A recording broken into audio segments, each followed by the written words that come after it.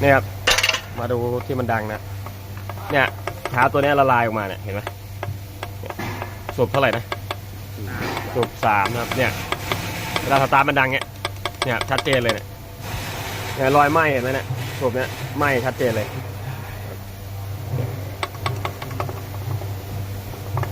ดังลั่นเลยนะครับเนี่ยนี่แหละอาการชาวละลายเนี่ยเป็นแผ่นเลยนะหลุดออกมาโอเคเดี๋ยวลื้อต่อ ลูกสูบแตกด้วยลูกสูบ4แตกว่ะ เนี่ยเดี๋ยวลื้อกันต่อครับ